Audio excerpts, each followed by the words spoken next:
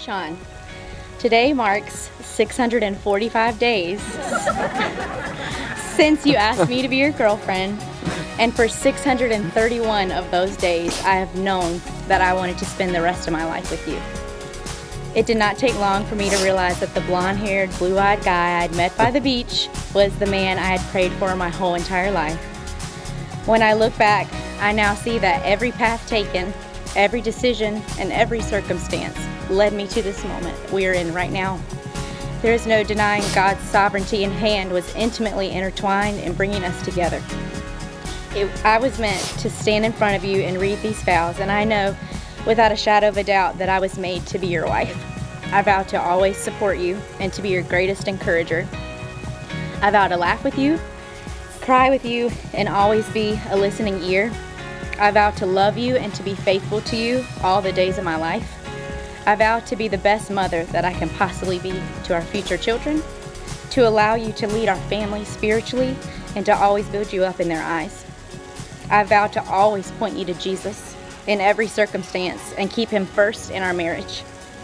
I know that with Jesus at the center, there is no better place for us to be. I can't promise that things will always be easy or that every day will be perfect, but I can promise that I will always be by your side through it all. I love you. On July 27th, 2014, I shared our secret call while playing a card game with Megan Brody. And to make up for it, I told you I'd write you a poem. And since that day, I knew you were going to be someone very special in my life. I was crazy about you like no other girl before. We would talk for hours on Skype until the early morning and text constantly throughout the day. And it only took a couple of weeks to realize that you were the one I wanted to spend my life with. And almost 2 years later, I am more crazy about you now than I was then.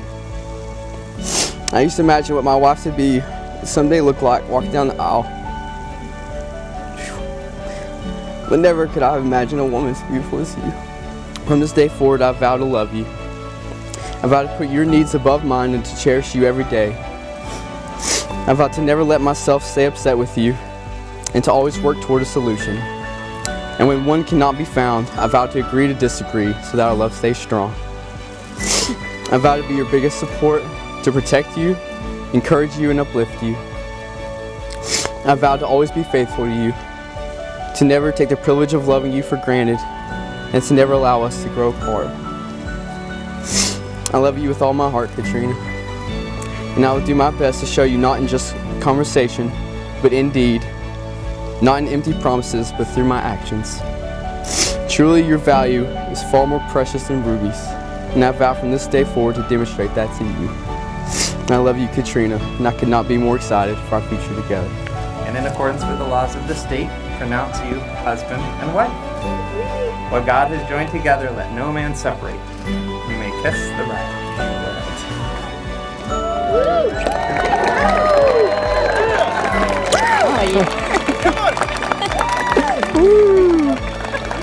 I present to you Mr. and Mrs. Sean Moret.